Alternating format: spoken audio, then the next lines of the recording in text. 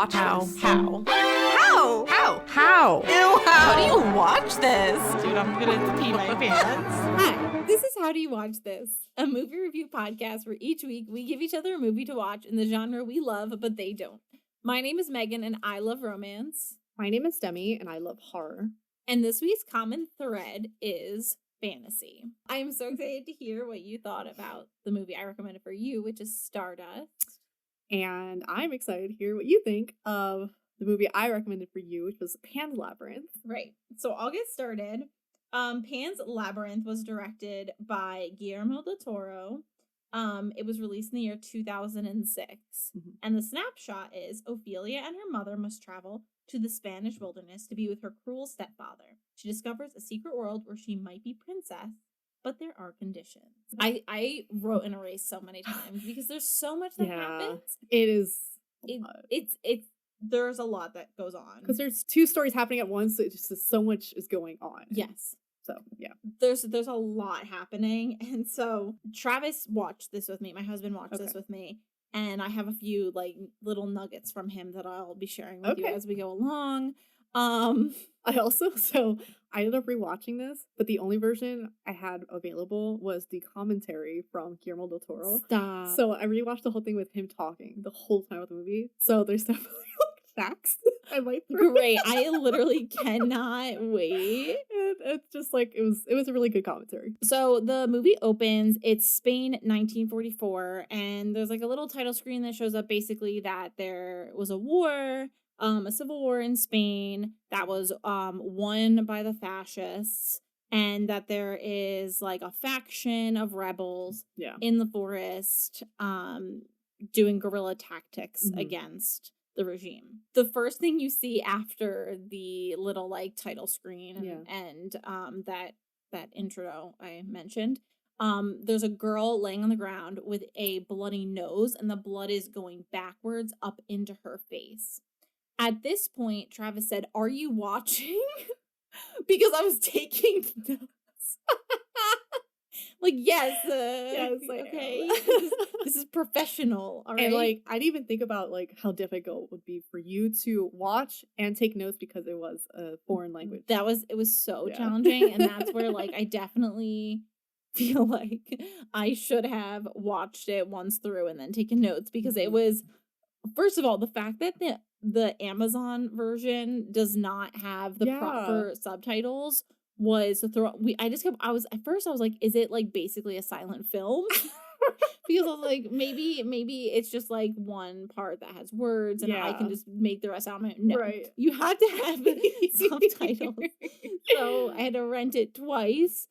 I felt like this was a little bit of a challenge for me only because of that. Like, it was slightly stressful. Then you get to the point where there is kind of like this scene of an underground world and this like figure running through it.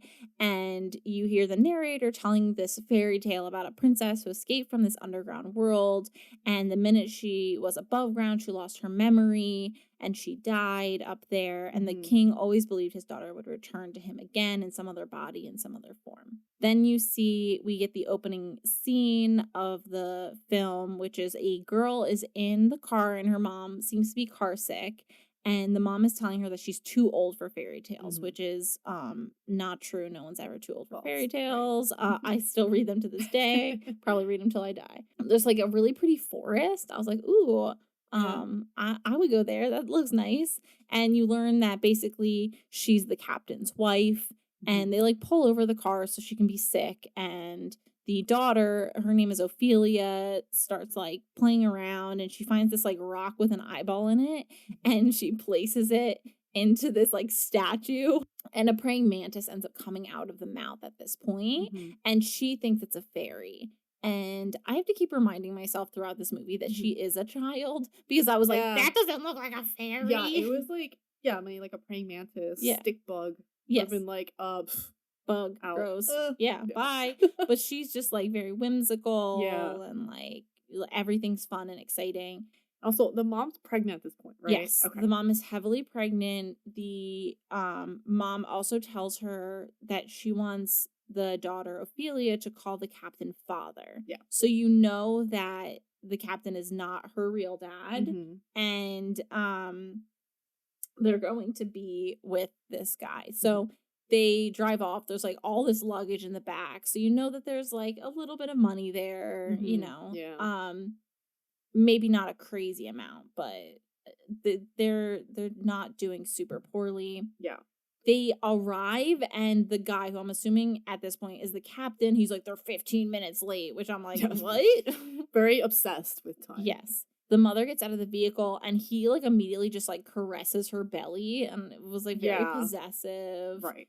And then there's like this wheelchair, and she's like, no, I can walk, I'm totally fine. And he's like, do it for me. Yeah. No, it's So then the only thinking whole- about, I guess, the baby. Yeah. I don't give a fuck about her. No. So I guess like the rest of the movie, the mother is like in a wheelchair, Right. not because she needs to be, but because the captain was like, you have Requiring to. her to. Yeah. So then Ophelia like puts her hand out for a handshake with him, and he's like, it's the other hand, and then turns away from her and like leaves. Such a dick. Yeah, and I was just like, what the hell? She like is carrying her stack of books and sees the bug again, and so she decides to just like throw her books to the side and like runs out of the house with these poor books. So she goes to chase the bug, and she sees this like really cool arch, and then Mercedes, I'm gonna pronounce it the American way because I feel very silly going Mercedes. Yeah, the whole Spanish time. accent. Yeah, I just I can't do it. I am so sorry. So Mercedes pulls up, and she's like, oh, that's the labyrinth, be careful, you'll get lost. And you learn at this point that Ophelia's dad died in the war, and that the captain's not her real dad. And Mercedes is like, yep, you made it clear, thank you. We get it now. Thank you for verifying. Yeah. So then the men are in a room going over a map, and Mercedes comes in. She's like giving them food, and it's clear she's kind of like eavesdropping on what they're saying. And he's like, go get the doctor. And so she does, and the doctor gives the mom like this sleeping medicine, which she drinks.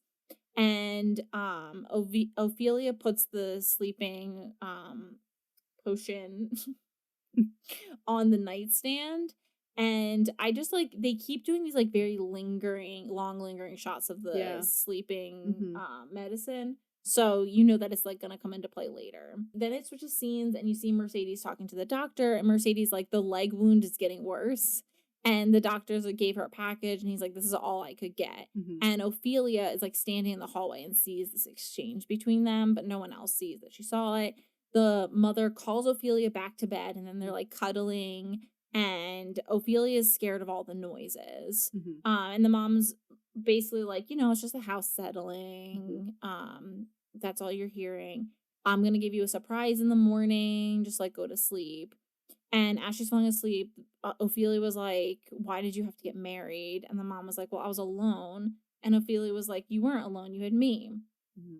And then the mom was like, tell your brother a story. Yeah. So the mom is pregnant, and they keep saying that it's a boy, it's a boy, it's a boy. Yeah. And then there's like this like zoom in on like the fetus. Yeah. And then as the she's like telling this fairy tale of a story, and you only get the start, like she only like starts to go into it, and there's like this immortal flower that no one is able to get to.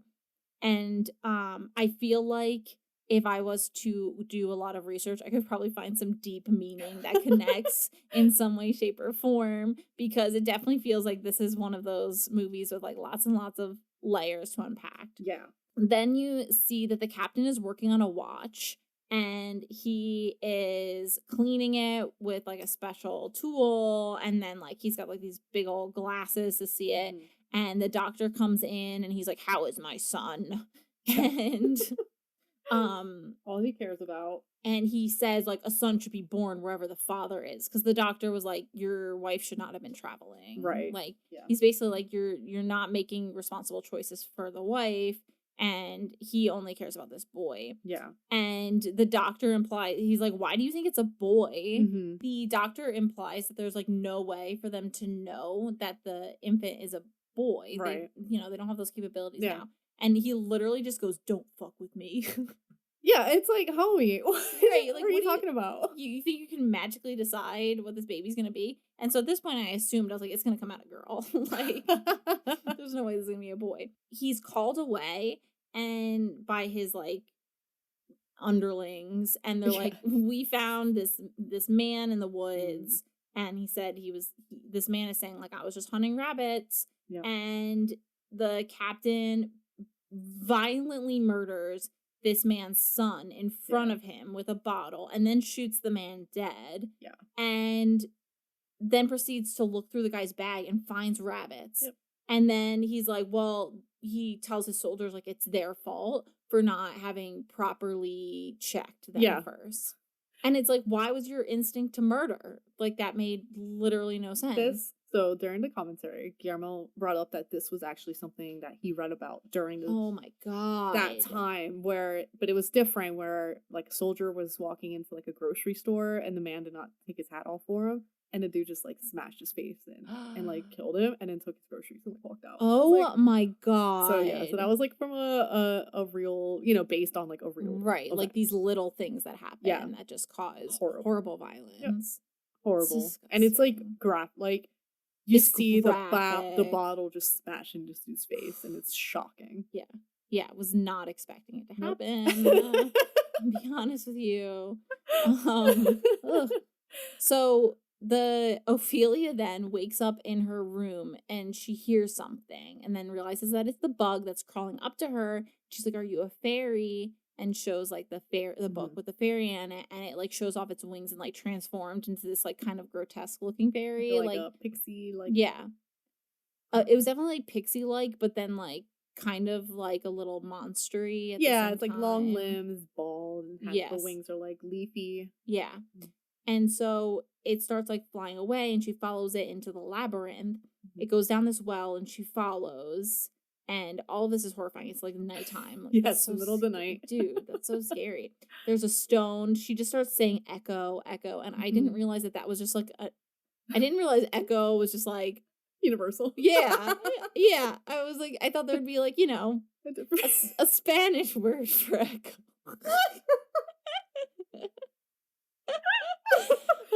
Yeah, no, that's funny. I didn't even like think about that. Ignorant American. So then there's this like creature that wakes up and she's not scared of him, even though he is scary he is scary. Yeah, he's creepy looking. So this sure. is Pan, and it took me the entire movie to realize because I was like, is that Pan? Like, is that Pan? Yeah. Pan is another word for fawn. Yeah. Because they call him fawn or Right. fauna or fawn, whatever, the whole movie because that's the Spanish word for it, but technically translated, Right. it's Pan. Okay, well, silly me. Anyway, so she's not scared of him, even though he has like these, like he's super tall Yeah. and like he's got like these really jerky movements. Like Yes. he He mean, he looks Yes. beautiful, but it's also very unnerving Yeah. to look at.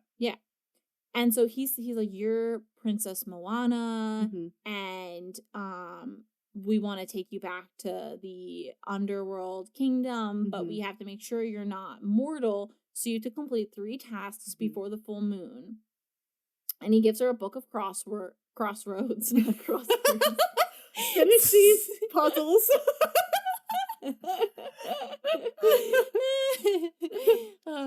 So it's like this blank book, and he's like, it will, when you're alone and you open it, it will unveil itself to you. Move scenes, and the captain is like putting in a record and he's shaving himself while smoking because of course he is. He's polishing his boots while smoking. I'm like, isn't that flammable? I feel like that's not great. Then it goes to the scene of like he gives Mercedes the rabbits from the guy's bag and he's like, cook these. And I feel like there's like this weird flirtation with her. Like he's like, it almost feels like he's trying to come on to her in some sort of way. Yeah. Which might just be like a power move. Yeah. Situation. I think so. He's very much needs control. Yeah. So then they, the servants, I guess, I'm not really sure like what the dynamic is. I think they're like, yeah, like servants. maids. So they're like filling up the bath with hot water, and I was like, damn, that's a lot of work. Yes, yeah, hot buckets one by one. Yeah, big ass tub. exactly. And the mom at this point shows Ophelia that she made her this like pretty green dress and got her these new shoes. Yeah. And it was like so nice. Like the Yeah. mom was like thought she was doing something so nice, and Ophelia is just like not impressed. Yeah. She's like, oh, whatever. Does not like, I don't care. And I was just like, oh, like the mom made it for you. Yeah. This is like a moment where I'm like, I'm team mom. I'm too old. Right. Like, I know. And it's like, I think the mom doesn't really understand the daughter. Yeah, she's not listening to her very much. She's very much like, you need to please the captain, like wear the pretty dress, you need to be a pretty girl, you need to do this, and Ophelia's which is like, not me. Exactly. Like, I feel for the mom because of the fact that like she went through all this effort to make this and do this, but at the same time, like the mom is definitely not being considerate or thoughtful of Ophelia's experience. So Ophelia takes the book into the bathroom, and I'm just thinking, like, there's this nice warm tub, and she is taking her sleep. I was like, get in the tub. It's gonna get cold. Yeah, you're gonna be taking a cold bath. The book can wait, but no, she opens the book, and the pages start to fill in, and she's basically finding out that like what she has to do is go to this trunk and like a tree trunk. like a tree, thank you. There's this like ancient fig tree that's dying because there's a toad living in the base of it, and she has to feed it 3 stones, and when she feeds it 3 stones it will give her a key and the tree will be able to live again. She also sees that she has this moon birthmark on her shoulder, which is identifying her as Princess Moana. So then you go to a scene where Mercedes like is showing everyone like, oh, look at Ophelia's new dress, and everyone's like, oh my god, she looks so pretty. Yeah. And she's like, do you want some milk? And then they go and like milk the cow for fresh milk. Fresh ass milk. Like, oh, it's a little much for me. I'm a little bit too modern of a woman for that. My grandma hates milk because that's how like they would get milk like fresh. Oh my god. From the fucking cow. She was like, it was like warm and no, that's the idea of it being warm from body heat.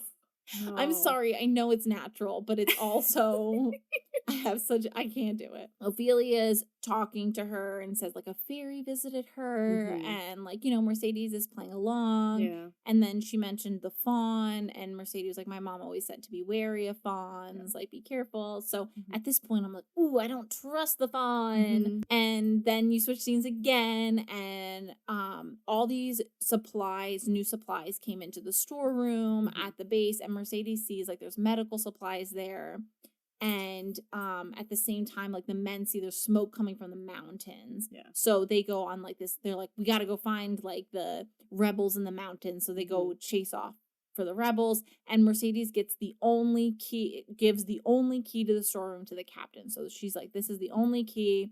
So she gives that to him, then they go off. So then scene change again, you're at Ophelia, she's in her new dress. She takes off her new dress to go into the tree trunk, and you see as she's going in, like a ribbon off the dress like flies off, and I was like, oh, that doesn't bode well.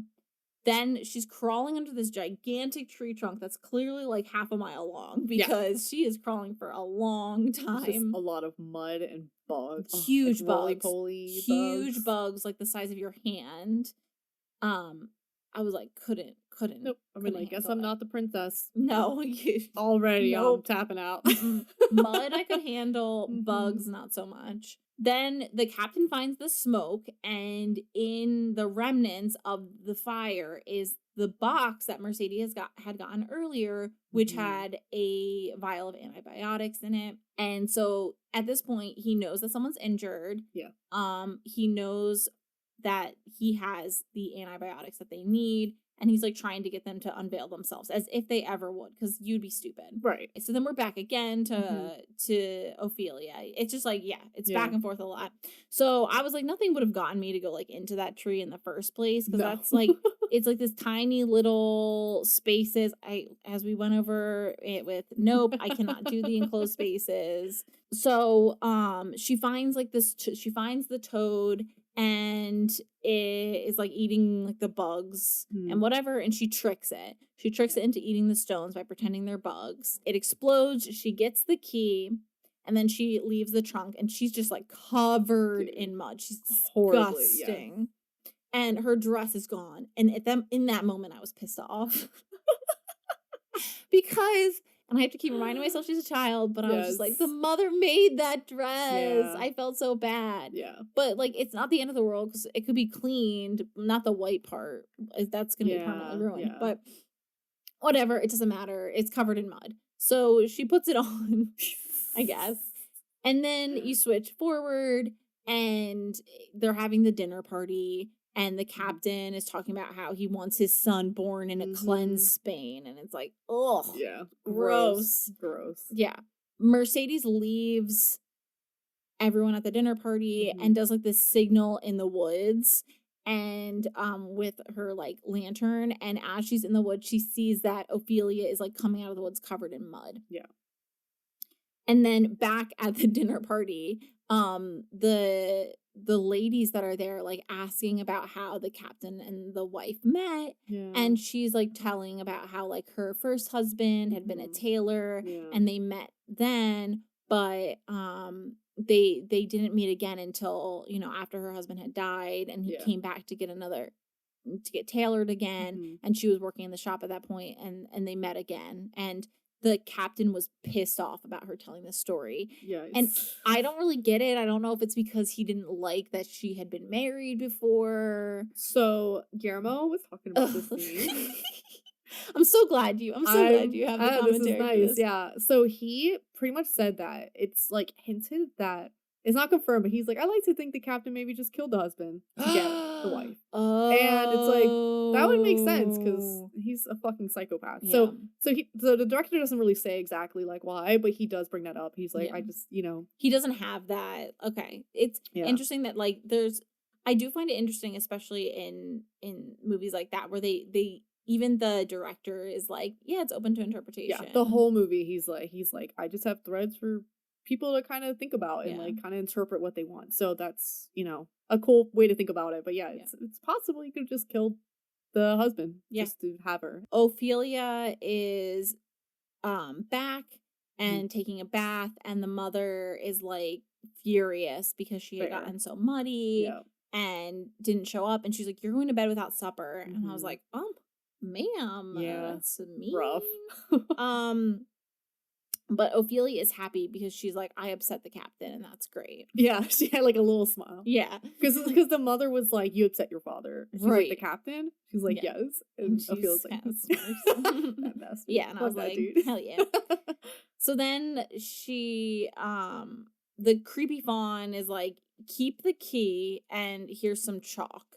And in the morning, she wakes up and she like opens the book again, and she's just seeing like, it almost looks like there's ovaries that show up on the page, and then it's just like the whole page fills with like blood. Right. And then in the next room, the mom is bleeding, and Ophelia goes screaming. She gets the captain, and the doctor was like, your wife needs rest. Yeah. The girl needs a new room, which honestly to me didn't really make sense because the girl is the one who found that she was bleeding and got help for her. So if anything, it was good that she was there, but whatever. I was like, I don't know if it's like, oh, the daughter's stressing her out or some shit. It's like, So then they give the daughter a new room, which is like in this horrible basement space. It's an attic. Is it an attic? Yeah, okay. Yeah. But it's either way. It's horrible. Still like dank and crowded.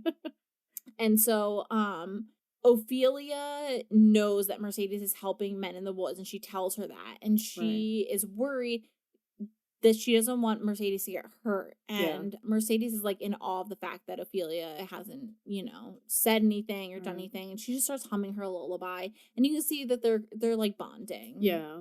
And the scene changes, and the doctor catches Mercedes while she's like packing up a bag, and they go together into the woods. So you know that they're, you know, you already knew they were working together, but now the doctor's really showing that like he's helping these men. And you learn that her brother is one of the men in the woods. So the fawn shows up, and he was like, you haven't done your task yet. And she's like, well, I'm really worried about my mom. And so he was like, well, here's this root.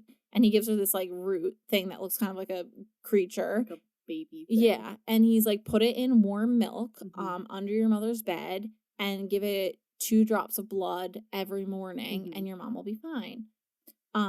So she takes that, and he also gives her some fairies, and he's like, remember, when you do your next task, you cannot eat anything. Mhm. You cannot do not eat anything. This is very serious. Take these 3 fairies. Do good. So then you switch scenes again, and the doctor has to take off the leg of the man in the camp. Yeah. And this is like horrible because you know that this guy is about to have to be dead silent while his leg is removed because you can't reveal your They're location. in like, the woods. Right.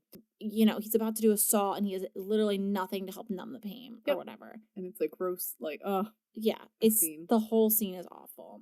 Luckily they don't show. No, thank God. Thank Oh God. my God. Thank God. They changed the scene again to Ophelia opening a book and basically seeing what she has to do next, which is to go and retrieve something from this area. So she has to basically draw a door out of chalk, which she does, and it opens up a portal. And she has to start this like sand timer, and she has to get back to that door before the sand timer runs out. So again, I wrote down she didn't eat supper. So I was keeping that in mind. But then I was wondering, like, wait, but the supper was from the night before, but then there was like the bleeding incident after. So it doesn't matter. Whatever. We'll just I mean, we don't know how much time passed because they moved her Yes. to the attic. Yes. So it could have just been like a full day. Yeah. So she just haven't eaten. She the hasn't whole day. eaten. Yeah. So she didn't eat supper, and she goes into this space where there's like a feast and there's tons of like delicious looking food. And she looks over, there's like this horrible creature and there's eyeballs sitting on a plate. Yeah. And there's all these paintings and murals and stuff on the walls and ceilings depicting this creature eating kids. Yeah. And it's very ominous. And so he's just like sitting there. Yes, he's just sitting there frozen. No face. Yeah. And then the fairies are there and they're like pointing at this one door and she's like, no, it's this door. And she like opens it and she gets like this special dagger out of it. And she goes over and she just can't resist temptation. She's so hungry. And even though the fairies are going nuts, do not eat, do not eat, do not eat. She's like, I have to eat. Mom, so she's going to eat. She eats 2 grapes. And I was getting so annoyed, but at the same time, I was like, ugh, she didn't eat. It's, I know. She's starving. Kid. She's a little kid. She doesn't understand. Just how to do one thing, yes, bitch. I know. So the thing wakes up and it pops its eyeballs into its hands and holds its hands up to its head. And this is like a very iconic Pan's Labyrinth image. It's the one image that I had like known about with the movie. And it immediately eats 2 fairies. Yeah, like he just rips their heads off. It's so sad. I'm like, these poor fairies. I know. They just wanted to help. And she books it. She books it to the door, and the door is closing. She took too long. The sand had drawn out completely. And this creature's coming around the corner, and she is scrambling. So she's trying to draw a new door, and the chalk breaks. She's freaking out. Panicking. Right. Watching. And so I'm like stressing. And so she ends up drawing a new door. Luckily, she's able to draw one just in time, right before the creature can grab her foot. Yeah. And she like does it on the ceiling. I don't know why she did it on the ceiling. I would have done it. Whatever. It doesn't closer matter. to the floor. Right. Where you don't have to pull your, because I would not have been able to perform a pull up. Nope. No. I'm dead. Maybe as a child. I don't know. But I don't think true. so. Even then. She manages to narrowly escape this situation. Mercedes then gives her brother the key to the storeroom, which is how they can get in and get all those medical supplies and foods and everything like that. Then there's a super weird scene where the captain is shaving again, and then he mimes in the mirror, cutting off his head with a blade. Did Guillermo del Toro tell you anything about that? Because he did bring out, he's like, I love this scene. He's like, I love it shows this dude's like a fucking psychopath. He's like, this dude's a sociopath. He's just wild. Yeah, he's just like a wild dude. So like every time you see him like doing like his like shaving and stuff, like he's very just like meticulous in particular. And I think he nick himself like while shaving. I don't know if it was that scene, but like he's just very like needs everything perfect and needs to be in control. And he's just like, yeah, Guillermo was just like, this is just a scene to show like he's wild. Yep. He's wild. Okay. So then Ophelia does like the ritual with the root, and the root is like mimicking all the mom's movements. So you know that like this root is connected to the mom, and like as long as it's doing well, she's doing well. The captain is talking to the doctor. I feel like it's just like when you're reading these notes of it, it's just so much jumping. Yeah, and it's But is doing that. yeah, that's how it goes. So the captain tells the doctor, like, if you have to choose between my wife and my son, you save my boy. Yeah. Which is no surprise. Yeah, shocker. Then there's an explosion in the distance, and they go to a train, and the people on the train are like, yeah, nothing was stolen by the people. They just like slowed us down.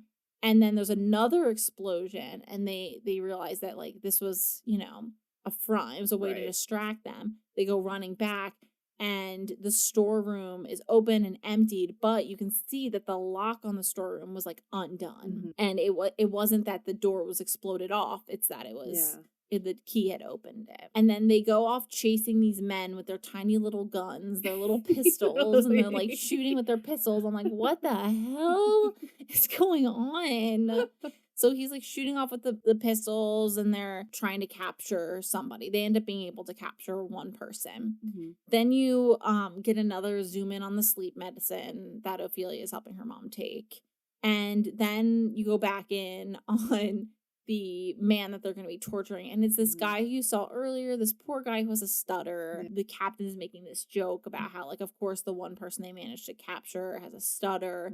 And he, like, tortures this poor man by being like, if you can count to 3 without stuttering, like, I'll let you go. Of course he can't. And so sad. Guillermo said he wrote this scene, like, a while ago. Just as, like, a scene that he thought would be good in a movie, because he thought Guillermo, about he's so a little messed up. Girl, some of the stuff he said, I was like cracking up. But yeah, he said he was interested in doing like a war movie, and he wrote that scene, and he was like, oh, I can just add it in this movie. And I'm like, that scene was fucked up. It was so fucking upsetting. It was so upsetting. That is very messed up. Oh my god. Okay. So then the fawn comes back, and he's basically like, how dare you? You didn't listen. Now you can't be you're not the princess. You don't get to come back with me, whatever. And she's like devastated. And then you see that like the captain is like washing his bloody hands in the rain, which I'm like, that is not an effective way to clean. Yes. But okay. And at this point, the doctor is found out because his medicine, he calls the doctor in to tend to this man. They basically removed his middle finger from his hand. And his hands was horrible. He's in his face, severe pain. Like I can't even imagine. And the doctor has his like medical case, and he has it open, and the captain goes over and sees that he has the exact same vials of antibiotics. Which I feel like isn't like, it's not like the doctor was like forging the glass with his own hands. I think because the rebels have been fucking around in that area. And like for him to see that, it's like, it was definitely like a connecting point. Yeah, and I feel like he's just gonna point fingers anyway. Right. Like he's like, oh, he's probably a fucking traitor. Yeah. So exactly. And he's looking for any sort of way to kill somebody because he's a monster. Yep. So he leaves the doctor to tend to the man, and the guy, who I don't even know if he has a name, but he basically was like, please just kill me. Like he's miserable. He's like, I talked, but only a little bit.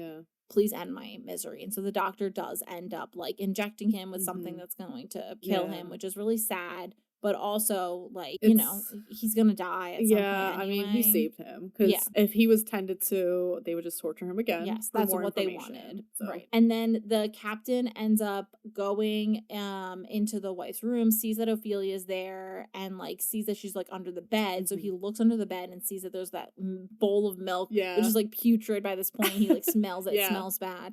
He's like, what are you doing? And he's blaming her for, like, the issues that are going on. Yes. And the wife is like, she's like, let me deal with it. She's really upset. And she like throws the root in the fire and basically like tells Ophelia she needs to grow up.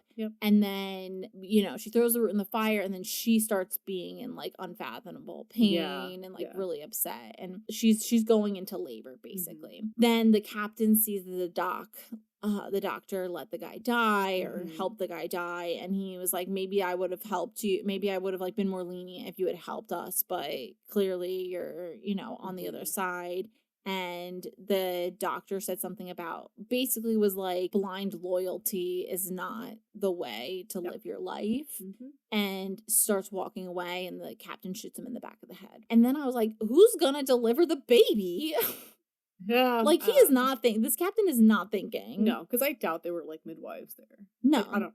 There was someone who was and ended up being there for the birth. Some other doctor maybe, I don't know, but it was not the guy who was like the most qualified. Yeah. Then you see that like the captain and the girl are sitting there waiting, and the whoever it was that delivered the baby comes out and was like, your wife died in labor. Yeah, and there was just so much blood. They were just taking blankets they were in taking and out, ugh, full of blood, and it's terrifying. Like, I'm like, I never awful. want to give birth. Oh my god! Imagine like awful. It's so scary. And so then basically, you see that they bury the mom, and there's the baby, and the captain is like keeping the baby with him at all times. The baby is a boy. The baby is a boy, and I was like, I was surprised, yeah. Oh, but you think he would have let that baby live if it was a girl? No, I know. Yeah, definitely wouldn't have. And honestly, I'm surprised even up until this point that he like hasn't kicked Ophelia out or anything. Yeah. Yeah. Very fair. So then the captain is suspicious of Mercedes. She's like, I have to get out of here, which is obviously like a trap. Like, he showed that he was a little suspicious, and he basically was like, can you get something out of the storeroom for me? And she starts to go, and he's like, don't you need the key? And she's like, oh, I forgot, and gets the key from him. Because he was like, isn't this the only key? Right. Whatever. So she decides to run, and Ophelia was like, take me with you, basically. And she wasn't going to, but then she did. And then they get caught. Yep. So, because he had set up a trap for her. Bastard. Yeah, of course. And basically he's furious at Ophelia, like, how long have you known or whatever, as if she isn't a child. Yeah. Come on. She gets put in like the storeroom to be held, and he is gonna torture. He starts going off about his Mercedes. Yeah, sorry. Thank you. Yeah, Mercedes, not Ophelia. Ophelia is like in her room or whatever. Yeah, I think they throw her back in the attic. Yeah, but Mercedes, he's like talking about how he's gonna torture her or whatever. And she pulls out of her apron this like paring knife that she had been using throughout the movie to like cut potatoes and stuff like that, and she like always stored it in her apron. So she pulls it out, cuts the ropes that are around her hands, and ends up stabbing the captain in the back, and then she puts the blade in his mouth and pulls it through and slits his cheek open. Yes. Oof. It was so gross. But it's obviously like a small knife, so she wasn't able to like kill him with it because it wasn't gonna get deep enough. It did damage, but not enough. Yeah, exactly. So she runs off, and then at this point the fawn comes back, and he's like, I'm giving you another chance. Yeah. But you have to follow me blindly, basically. Get your brother and come to the well. Yeah.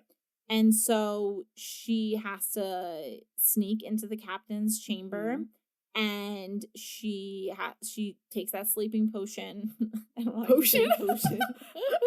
She takes the sleeping syrup, and she pours it into his liquor. He is in there, and I was like, why didn't he do stitches? But of course he has to stitch himself up. So he stitches himself up in the mirror like an actual crazy person. Yeah, and they just show the whole thing of him doing it, and it's awful. Awful. I hate it.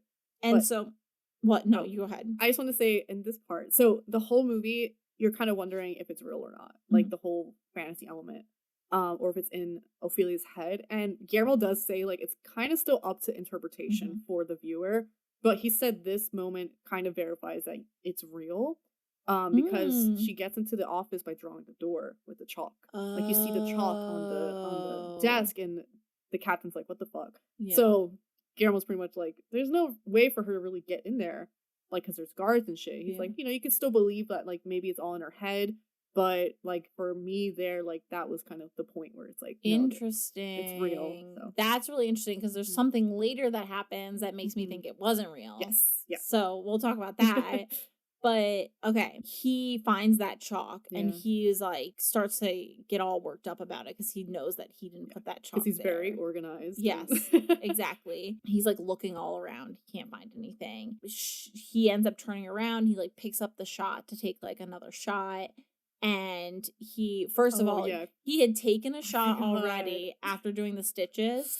and it seeped through the freaking wound. Yeah, you can see like the band-aid get bloodied. Yeah. You could like feel that pain. Oh my It was god. I was like, awful. dude, no way. It's like, how you would not see me throwing back another shot. Yeah, he took 2. Yeah. So he lifts it and you're like, drink it, drink it, drink it. So he finally drinks it, and like there's like this movie with the camera warp thing where you can see he's being affected by it. Ophelia picks up her brother and like starts to sneak out, but there's a noise. An explosion. There's an explosion outside, and he turns and sees her walking out with the baby, and he starts chasing her. And so she runs into the labyrinth, and he's chasing her all the way. And, you know, you're seeing like the labyrinth is like opening up for her, and like she gets to the well, and she has the baby there, and the fawn comes and he's like, you need to sacrifice your brother. And she's like, I'm not sacrificing. I can't sacrifice my brother. And he's like, you said you were going to do whatever I said. And she's like, well, I'm not doing that. And then the captain comes around the corner and grabs the baby from her, and then turns to leave and shoots her in the stomach. I was so furious at this point. I was like, there's no reason to shoot her. There's no reason to shoot her. Like, I get she had your kid and you were worried about losing your kid, but it's not because you love your kid. It's because you want like a progeny. Right. You want to have like... he obviously did not give 2 shits about Ophelia, but to shoot a child is like wild. So messed up.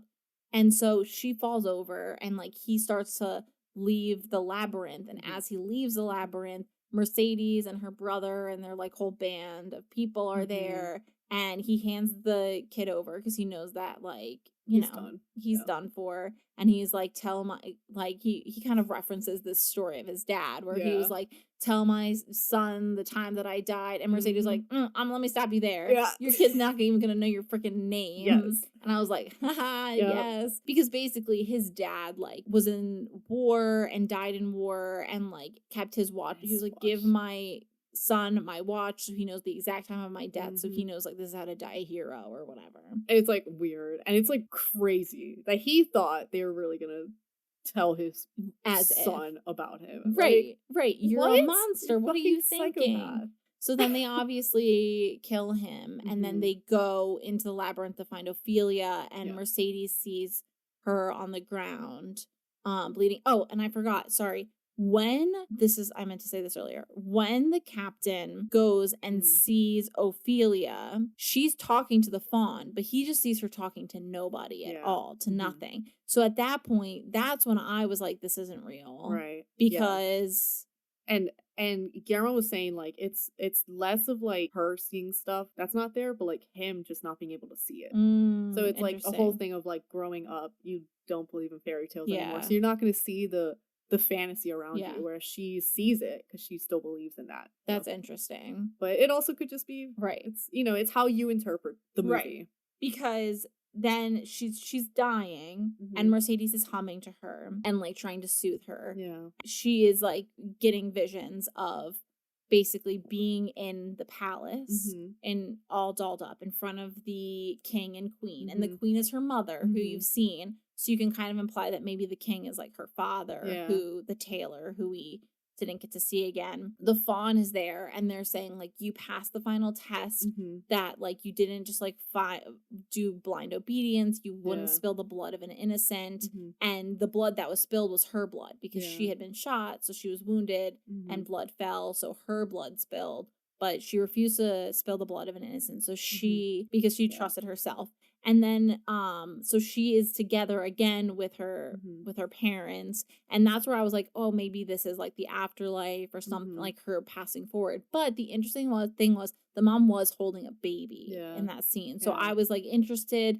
Where I was like, that could be open to interpretation because like then she's with her brother too, but her brother did survive, right? Yeah. So maybe it's not the afterlife then, and you're just kind of left wondering, and that's how the movie ends. I like to think it was real because I like to think that Ophelia became the princess that she was rather than just fucking die. Yeah. Well, so she was more like reborn. Yeah. You know?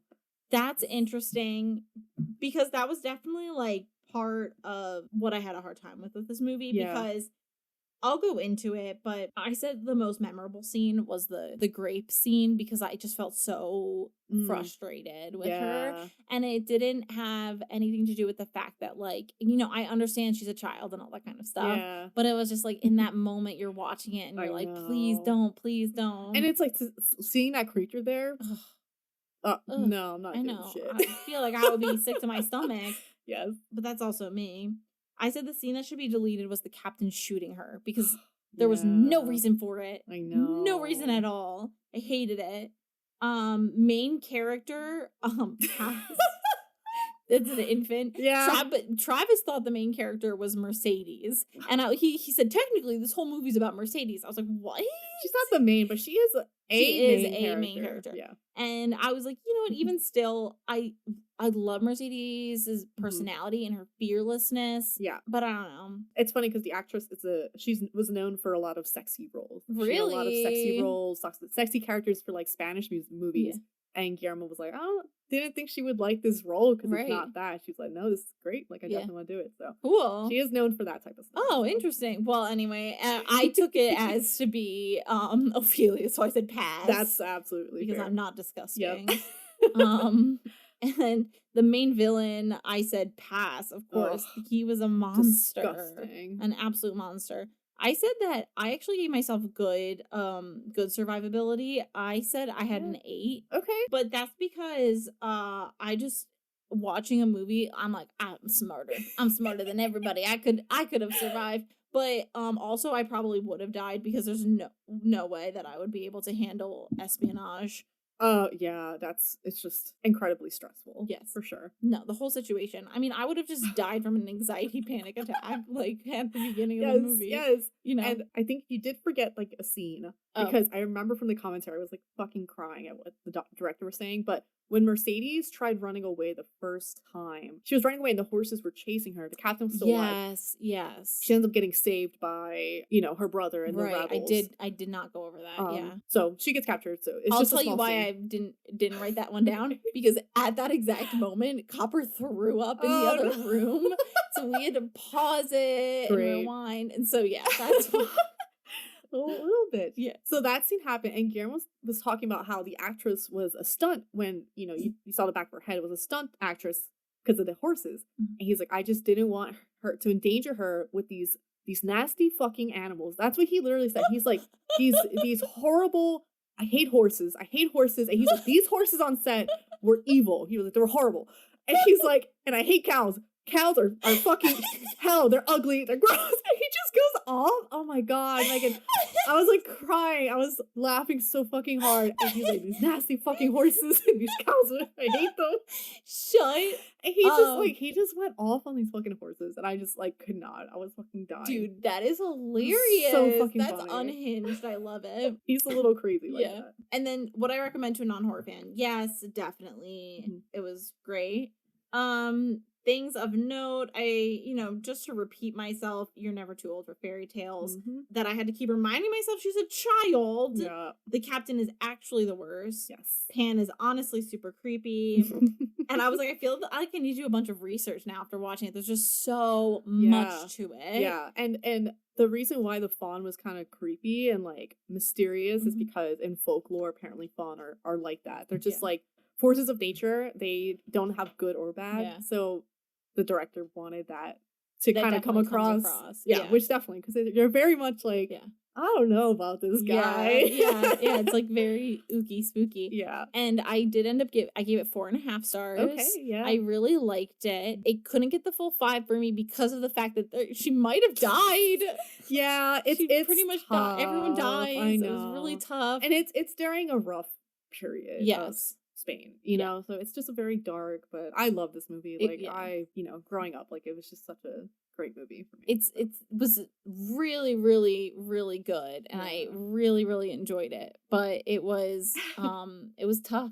Yeah, I'm glad you I felt like you were going to like it. So I'm happy that you did. Yeah. A good horror movie. Yeah. So that didn't have much horror in it. Yeah. So that's why you liked it. No, I loved it. It was great. I was like, give me more of these, Demi. What the heck? Yes. I was like, you did treat me well the past 2 episodes. The past two ones haven't been too traumatizing. I've been very stressed about other things going on. Like I So said, that was I nice. will.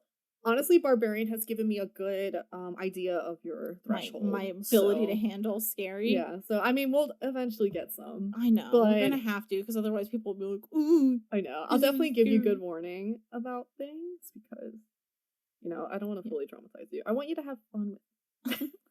And you have fun with it. So my movie was Stardust. It's an adventure Mhm. fantasy. Director Matthew Vaughn. Year released 2007. So, snapshot: Tristan plans on bringing his love, a shooting star, in hopes she will marry him. The star turns out to be a woman wearing an important necklace. They go on an adventure while being chased by evil princes and evil witches. Mhm. So, I definitely heard about this movie a lot, and I want to say I started watching it, but I don't remember. Like, when I was Mhm. rewatching, I'm like, I don't think I've ever seen any of Okay. this. Like, so it might have been like I was just seeing a lot of trailers, and it might have been another fantasy that I watched. Yeah. Because I just was not vibing when I was watching before. So we'll just jump into it. I am so curious because this was I definitely watched, we watched this Mm-hmm. when it first came out. Okay. And it was this was pivotal for me. Yeah. This was amazing. I mean, it came out in 2007, Mhm. right? So it Yeah. was we were, what, 13? 6 plus 7. Yeah. Yeah, we were like 9. Yeah, 13. 13-ish, 13, 14. And it was just it just felt like this pivotal moment of fantasy. Yeah, big And fantasy. falling in love with I Yeah. always loved fantasy, but this was Yeah, this was because I watched a lot of fantasy, but there were a lot of darker. So Mhm. the Labyrinth, Yeah. and Mhm. different fantasy like that. So Stardust was a little different for me because it was very much kind of brighter, and I think the only one that I can think of that was similar is Ella Enchanted. Oh, And I really like yes. Ella Yeah. Enchanted. So I don't know why I didn't watch this. I guess it just whatever. Anyway, we'll get into it. So the movie starts and it talks about the two worlds. So you have this village called the Wall, Mhm. and it's called that because the wall is blocking them from entering Stronghold, which is a magical Mhm. land. And the village of Wall is within, I guess, England, or Yes. all our countries and everything's the same. But across on Stronghold, it's all completely fantasy, made up shit. So Dunstan, I think Dunstan is how you I think pronounce so. it. And he is played by. I actually have to say the cast because this movie had quite the fucking It cast. really did. Do you? Really. I'm so curious. I know about what you're gonna say, and Oh! don't worry, I'm gonna say something about okay, it. Okay, so Ben Barnes, gorgeous. He Uh-huh. still looks the same. Yeah. I thought he was the main character. Yeah, you got real excited. Yeah, 'cause he's so fucking hot. I still love Charlie Cox, but yeah. he's so handsome. So anyway, Dunstan is he pretty much writes a letter to the Science Academy, and it's yo, I think there's magic Mhm. in Stronghold, I want to go, and they're okay, fuck this dude. So he's obviously very interested in crossing over the wall and seeing what's over there. And so this wall is not that high. No. Maybe 3-4 Yeah, feet tall. It's so funny. I'm no one could just jump over the wall. Right, I don't understand it. Not explained, but whatever, No. magic. Yeah. So there's a little opening, and there's an old man guarding it. And he's no, you can't get in. And Dunstan's all right, I guess I'll go home. And turns around and then quickly turns back and just gets through. Yeah. Easy. Yeah. And the old man's shit. Yeah. He's I did not expect this. Yeah, I guess no one's ever attempted. Yeah. Dunstan ends up in this magical area, and it's a market. A marketplace. There's miniature elephants in cages, Yeah. and a bunch of weird shit. And he spots this beautiful woman, and he goes up to her cart thing, and she's see anything you like? And he's yeah. I mean, and he's oh, I like this, flower, I'll have this. And she's how about this one instead? And it's a little snow bell. It's definitely plastic, but I guess it's supposed to be glass. Yeah, that's what my I'm that's that not a or real flower. that or it's a real flower that's just a forever flower, sort of. I mean, yeah. I don't know. It's magic, Yes, so maybe. Yeah, so I'm oh, that's funny. And she's it costs a kiss. So she kisses him, and she's come with me. And he's okay. He's just a young, dumb kid. Yeah. And he sees that she's chained up. and she's like, oh, I'm a princess and I was tricked by a witch to be her slave. Yeah. And I immediately was like, fake story. Like, she's the witch. Like, I did not trust her at all. And so I wrote here, doubt it. And so she brings him to the caravan and they do the deed. And then he goes back home, I guess. And 9 months later, a baby is dropped at his doorstep. And wait, you missed the part. He tried to free her from her chain. So he took by the cutting chain it, yeah. and he sliced a section of it off. Yeah. And it just looped back together. just And looped back she together. said only the witch can release her, or like if she when dies. the witch dies, she'll be free. 9 months later, baby's dropped off for him. The baby's name is Tristan. There's like a little note and things with the basket. And Tristan is one of my mom's favorite names. She's named my brother. She wants to name my brother that. She loved it from Legends of the Fall? Yes, Legends of the Fall. I haven't seen it. Ooh, Megan. All right, I'll add definitely it to check it out. I'll add it to my list. Yeah, definitely check it out. This is a Demi recommended. It's a Demi's mom recommendation. Sorry, Demi's mom recommended. But yeah, his name is Tristan. So anyway, cute name. Time skip. Oh, I wrote Baby Daredevil, and I was like, what? Because Charlie Cox, the actor, is the Daredevil in the Marvel show. Oh yes, okay, yes. So he's like a baby in this movie. He's so cute. He's 18 now. And he's in love with a girl named Victoria. And she does not want him. She's very like, just because he's like a shopkeep boy. Like he's just a good boy. But he's, not as cool as Humphrey. Which, girl, I did not know. Until I looked it up. Yes. It's Henry Cavill. Dude. And he is like blonde. He's got this mustache. And I was like, oh, Humphrey's got a good like cheek, good jawline. Yeah. I was looking at the cast at the end. It's like Superman. Yeah. I was like, this is real Superman. I had no idea who this man was. I was about to screenshot it and send it to you as a joke. So I was like, LOL, who listed Henry Cavill as Humphrey? And then I thought about it. I was like, oh my God. I was watching it. So I was watching it, rewatching it, and something made me look, I think it was like one of the characters who I was like, oh, that person looks familiar. And I wanted to remember who they were. Yeah. And then I'm looking through the cast list and it said Henry Cavill. And I was like, what? And it said Humphrey. And I was like, Humphrey. What? Dude. So at the end of the movie, I was staring so hard at and I was like, oh my God, it is. It's him. And like, once you know, you can't unsee it. But it's unreal. No, he does not. I mean, I guess because we're so used to his dark hair. Yeah, that and like he's got, him like, as a blonde, where your brain can't the curled mustache. Yes. Like, he looks like a typical villain kind of character. He really does. And blown away. But anyway, Humphrey is definitely like a dick. He like comes for money. Victoria is just like, oh, like Humphrey. And she pretty much turns down Tristan a bit. And he goes home and the dad's like, oh, how would it go? And Dunstan, 18 years, I feel like he would not look that old. No, they definitely made him look like 30 to 40 years older than he actually was. Too old. He's like pretty much like, oh, like, it's going well. Like, he's just lying. Yeah. The next day at work, Victoria sees him and she cuts everyone in line. She's like, hey, like, can I get just like a piece of cheese or something? He's like, of course. She's like, and milk and eggs and this and this. And it's like, okay, Victoria's just taking advantage that he works at like a dairy shop or whatever. Yeah. She's a piece of shit. Yeah. And he's like, oh, like, can I see you tonight? And she's like, you can walk me home. And he's like, right now? And she's like, yep. So he walks her home and he loses his job for fucking doing that. Which, yeah, obviously. Come on, I mean, Tristan. You can't just. First of all, he treated all the other people at this shop like trash by letting her cut. Yeah, there were like a ton of people. Yeah. So he lost his job. And so he tries his luck with Victoria again. And he asks to take her out like on a picnic. Yeah. It's very nice. They have like champagne. She's really impressed by the champagne. And she's like, well, like Humphrey's going to Ipswich. I guess it's a real place. I think it's a real place. Yeah. No, it's a real place.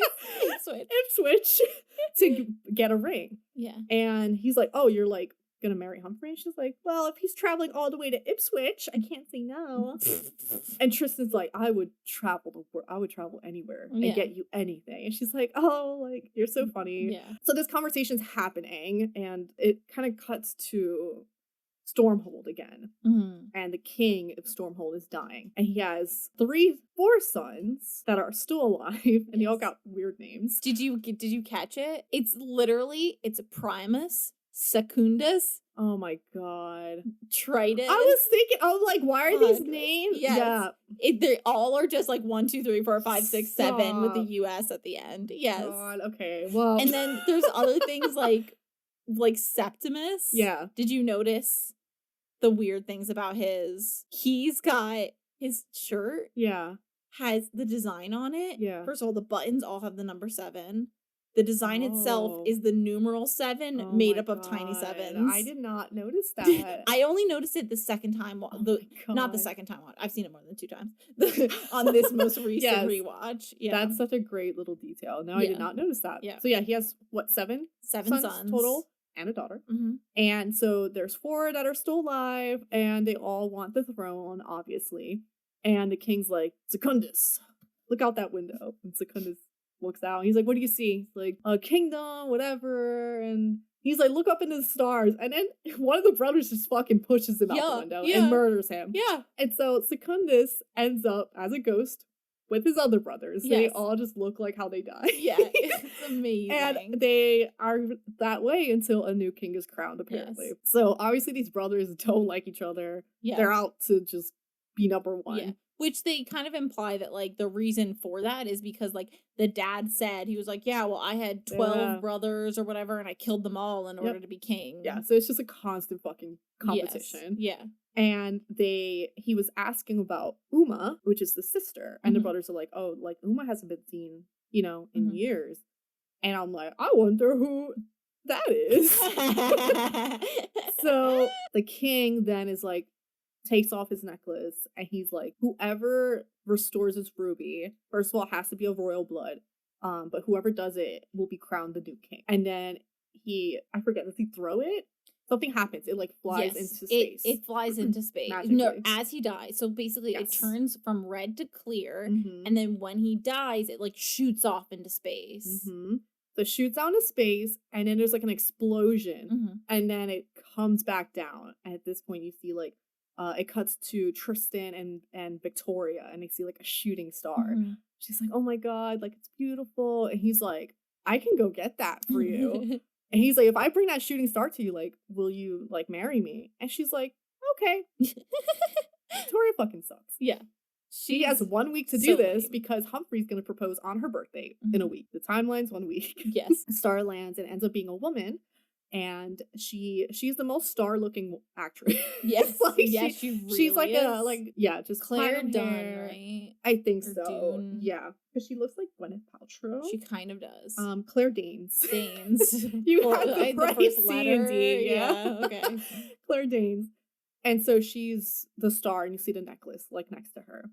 And so it also cuts to this woman, and it's like an old, gross-looking woman. She sees the star. And she runs inside, and she's like, there's a shooting star. It's our chance. It's a shooting star. And their names are Mormo, and Puza, and Lamia. I don't know if that has any pattern, like the princess. I don't know. I didn't look them up. But this is also based on a book, so... Yes, by Neil. He's the guy who wrote Sandman. Series. So I think I actually might read it. Cool. And see the differences. Yeah. Because I like Sandman. Anyway, so apparently the stars, they can use it to get energy and get their youthful energy back. So they're all gross and old, and they're witches, and so they go to see who's gonna go retrieve the star. Lamia cheats and wins, and she's like, oh, I'm gonna go get it. And so she eats what's left of the last star they had, and Lamia turns into young, beautiful Michelle Pfeiffer, and she's stunning. I was like, damn, girl, get it. And she like takes off her robe, and she's like, just like all her sisters like, oh, naked. Yeah. Shut up. So it cuts. There's also a lot of back and forth in this movie because there's a few characters. That's another theme. Yep, another thread. thread. So we cut back to Tristan, and he walks to the wall just like his father did. And the guard actually thinks it's Duncan at first, right? That's his name? Dunstan. Yeah. And he's like, Dunstan, like, coming back here again. Tristan's like, oh, it's actually Tristan. Like, so that Tristan kind of is like, gets this idea that his dad here. did the same shit. Then the guard's like, He's like, well, you can't go back here. And Tristan tries to pull the same move his dad did, but this time the guard is ready. And he's just an old ass dude, but he's like 90 some. Yeah, he's flipping around and he's like fucking whoops Tristan's ass and he's like, get out of here. So then Tristan goes back home and asks Duncan about it. Dunstan. Jesus Christ. I wrote Duncan here. That's gonna be confusing, yeah. Yeah. And Dunstan then tells Tristan about his experience, what happened, and that his mother lives there. Yeah. And he gives Tristan the stuff that was in the basket, which was the flower, the snowbell flower, and a letter, and inside the letter is a Babylon candle. And the letter is pretty much like, I'm your mother, like, I wish I could keep you, but the witch wouldn't let me, and the fastest way to travel is by candle. Just think of me, when you light it. And so Tristan was like, all right. And there's also the little, I think, didn't he give him the little silver chain as well? Oh, yeah, a little piece of the chain. The yes, chain important. that he had cut off. I didn't fucking write that. Oh, no, I did. I'm just not reading. He gives her a little piece of the chain, yes, which is important. So then Tristan lights the candle and immediately disappears. And he lands right on top of the Star Woman because as he was trying to think of his mom, he ended up thinking of the Star and Victoria. Yeah. So he just popped up where the Star was. And he's like, Mom?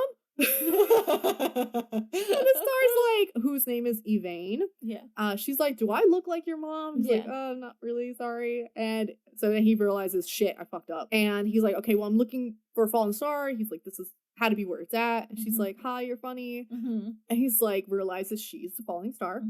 And she was like, yeah, I was just minding my own business.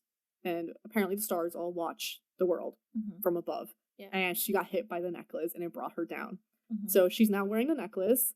And so Tristan's like, all right, he puts the chain on Elaine and is like, I'm going to bring you to Victoria as a gift. And Elaine is upset about it. And she's like, fuck off. I'm trying to get home. Yeah. And he's like, well, I have this candle and there's a little bit left. Like, I'll bring you home right after I bring you to Victoria. Yeah. So Elaine's like, all right, fuck it. Like, I'll join you. I'll just do this. So, because she doesn't have anything else going on right now. So the next scene, it goes back. She doesn't really know how else she would get back anyway. No, and her foot's a little messed up. She like definitely has like some sort of broken or sprain. Yeah, that I guess because of Tristan falling on her, bastard. So it cuts to the princes again, and the one prince is with like the priest, and they're like talking. The priest is like, "You should be king, like you're the good one, whatever." Yeah. And then the other brothers show up and they're like, oh, we should have a toast. And so they all drink and then the priest like dies. Yeah. And so they're all like, fuck. Yeah. Someone like there's poison and they're all waiting to see and the other brother dies. So yeah, the one not the brother that was being spoken to about being kind. Yes. But like the third brother. Yeah, the one that was the kind, quote unquote kind one is Primus. Okay, and then Septimus. Or not. Yeah, it's the seventh one who lives. Yes. And then the random whatever, we don't know. I forget what his number is, but yeah. No.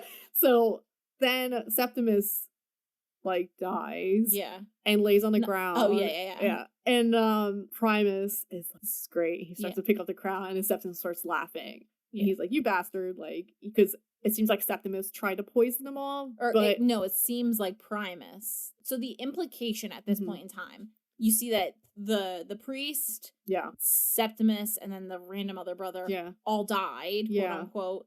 And then you get the idea, you're like, oh, I guess the good guy, the nice guy, isn't that nice, and he killed them all off with poison. And then Septimus starts laughing, and you realize Septimus was the one who killed them. Right. Yep. And it's because he said that Primus drank from the wrong glass. He brought the glass. Yes. Yeah. So 2 brothers are still alive. It swaps back to Lamia, Michelle Pfeiffer, and so she goes to this farm and there's this guy like tending to a goat. And she's like, I want your cart. Looks at the goat and she's like, that's not gonna be enough. And so she turns the guy into a goat as well. So she takes 2 goats. And when she uses her powers, she starts to age again. So she has to be careful with that. At this point, Lamia is looking for the star and the 2 brothers are looking for the necklace. And all of it is in one place with Tristan. So Lamia is traveling and she ends up seeing the carriage with Uma, the mother, there, and the witch who's named Yeah. Ditchwater Sal. She's there, and Lamia's like, "Can I share a meal with you?" So then they're talking, and Lamia is just talking about the star, and she's like, "Oh, like we'll get youth again," and she's like, "Limbus grass." Ditchwater Sal gave her Limbus grass, which forces you to speak truth fully. So then Sal, I'm just gonna call her Sal. Sal's like, "How do you know my name?" And Lamia kind of, I don't know, shows her true form, or she does something where Sal's like, "Oh shit, like Lamia This is the queen. Yeah, she's like the witch. So she knows she fucked up. Lamia pretty much puts a spell on Sal that she cannot go after the star, she cannot see the star, she cannot interact with the star in any way, shape, or form. Comes into importance later. Yeah. And Yvain ends up being the evening star, because Tristan's like, "Oh, usually you can see the evening star and know your way," and he realizes that she was the evening star that fell from the sky. So he ends up taking the chain and wrapping it around the trunk, because she's tired. She sleeps during the day and she's awake at night as a star, and she's like, "Please, like I've been walking all day, I'm just tired." And he's like, "Fine, stay here, I'm gonna go get food, I'll come back." So he ties her to a trunk, and then a unicorn appears just magically, and the unicorn's like, "I'll set you free." It doesn't say that, but like it's not talking unicorn. The unicorn breaks the chain and with its horn, and then Yvain's like, "Sweet," gets on the unicorn, they ride off, and I was like, where'd this unicorn come from? But I don't know, I guess because Yvain's a star and it's like special, it was drawn to her. So then she leaves, and then Lamia ends up calling her sisters. She's like, "I can't find this fucking star," and his sisters are like, "It's because you need to wait," because they're using runes this whole time to get answers and navigate. And so the sisters are like, "You need to just wait where you are and set a trap, because Yvain's gonna come to you." So then, and you need it to be a trap that will make her happy, because when the star is shining, that's when it's at its strongest. So they want her to glow so that they get the best part, I guess. Yeah. So Lamia creates this huge tavern inn, and then she turns the goats human, and the goat turned human is just like the most accurate looking, like, goat man. Yeah, it's just so funny. I like don't understand why she made the guy who was like a human turned into a goat. She turned him back into a human and then into a young girl. Woman, and then I don't know why she didn't make him the man and the goat the girl. I don't understand. There are some moments where I'm like, I don't know if much thought was put into this, but it's funny. Yes. So the kid is like, "Oh, I got boobs now." You know, the typical So she's like, "Okay, goat man, you're gonna be my husband who owns the inn. I'm gonna be your wife, and then the kid, now woman, is gonna be the daughter." So that's their whole plan. So they set up in the inn. Tristan goes back and finds Yvain gone. He's like, "Shit." So he ends up like sleeping. He just like asleep. sits there, and so then he starts getting whispers from the stars, and they're telling him to protect their sister, that she's in danger, and her and the unicorn are headed for a trap. He ends up waking up and going towards them. Then I don't know when this came up, but it's information. So the last time a star fell was 400 years ago, and she was immediately grabbed by the witches. And they made her heart glow before cutting her heart out. Oh, I think this was the witch talking about that. But this story was fucked up because they pretty much grabbed the girl immediately and made her feel great and special and loved, and then they heart out. So like you said earlier, Tristan physically runs into the cart passing by, and the cart is owned by Primus, and he's like, "Please, like, can I get a ride?" And Primus is like, "Fuck it, sure, get on." Then at this point, Yvain arrives at the inn first with the unicorn, and she gets greeted by Lamia, and she's being really nice, and she's like, "Oh, come take a bath, like, relax," and like, the guy turned girl is being real fucking creepy. And he's just like, "I'll help you undress." Terrible. Horrible. The goat man doesn't talk. He's just eating shit. Being weird, but he's a goat, so. That's allowable. So, Lamia's talking to her, making her feel good, and Yvain starts glowing, and she heals her leg, and Yvain's like, "This is great." And so she like takes her upstairs, and she's like, "Oh, like, I can give you a massage." And Yvain's like, "I don't know what that is." And she's like, "This is great." So Lamia has the blade to kill her underneath the bed. But then the door starts, someone's knocking on the door. And it's Primus and Tristan. And so, according to his runes, the necklace is at the inn. Lamia, interrupted, comes downstairs and greets Primus. Or Primus, comes in and just goes in the bath. Yes, just gets butt-ass naked, hops into a bathtub. He goes into the bath. Tristan is at the stables, I guess, putting the horses away. So Lamia comes down, she's got wine, she obviously poisons it, and she's like, oh, have some wine, and he's like, I would, but I'm not, until I'm king, I'm not gonna take any food or drink, which is smart. Yes. And so she's like, fuck. And she's like, okay, offer it to the guy outside, or the guy in the stable. So, man who is now turned woman offers Tristan the drink, and Tristan's like, oh, thank you, and goes to, drink it, and then the unicorn comes in and kicks it out, and then the unicorn's, pointing with its hooves. Yeah. It's Tristan, acid. Yeah, Tristan realizes, oh, shit, this is poison, it's, acid burning the fucking ground.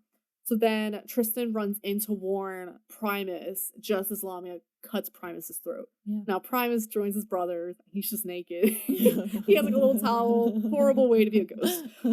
And then the unicorn comes in. Unicorn's fucking shit up. The goat charges the unicorn. Yep. And the unicorn hits the man, and he turns into a goat and flies into the bar and just dies. Yeah, it's sad. I'm actually like, poor goat. I know.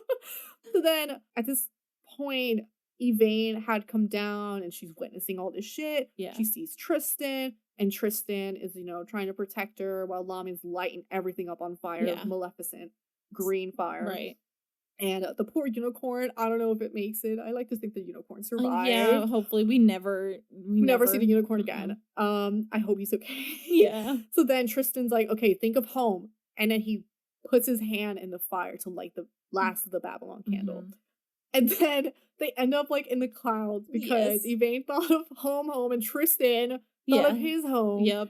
And they're arguing. She's like, you wanted me to think of your home. You should have been more specific. He's like, well, I'm sorry. I didn't think of that. So they're arguing cartoonishly on the cloud, and then a fucking net comes down. And they get kidnapped by sky pirates. Yep. And Robert De Niro is the Captain Shakespeare. And I love Robert De Niro. I love him. So this whole role is so amazing. I loved Captain Shakespeare. Captain Shakespeare is my favorite character. Yes, absolutely. Yes. And I really wrote what a cast this movie has, because it is really, it's star-studded. Yeah, filled to the brim. So then they're like, all right, throw him in the brig, and Captain Shakespeare's a scary dude. He's like, get him in the brig. And it's scary, and then they're tied up together, Yvain and Tristan. And Yvain's pretty much thank you for saving my life, and they're kind of opening up a little bit more. She's like, tell me about Victoria, and Tristan has nothing to say because he doesn't know anything about her. And Yvain's like, doesn't sound. Yeah. He's like, if you have to buy love, doesn't feel like love. She was basically like, what is she doing to prove her love to you? Right. And he was like, nothing. Yep. Yeah. And so Tristan's like, it's fine, I love her. So yeah. But they have that conversation. Captain Shakespeare comes in and he's asking who they are, and Tristan lies and said that Yvain's his wife. Right. For no reason. I guess he's just trying to protect her. Yeah, he's trying to protect her, but it was no reason for that. Yeah. And Captain Shakespeare's being real loud. He's like, I'm gonna kill you, I'm gonna take Yvain, and I'm like, she's a beautiful young woman, I'm gonna take her to my captain's quarters, say all this crazy shit, and his crew's listening in, and I'm like, oh my god, this guy's so scary. Yeah. And so they some of the crew sees a body fly out the window, Tristan. Well, it was Tristan was basically saying he's from a wall. Yeah. Or whatever. And then he's like, that's one lie too many. Yeah. And then they all start running. Yeah. So the crew runs over to look over the edge, and they see this body body fly out. And I was like, oh my god. And then at this point where you I thought maybe because of the movie was so fantastical, I was Tristan might get caught by a Pegasus. I don't fucking know anything.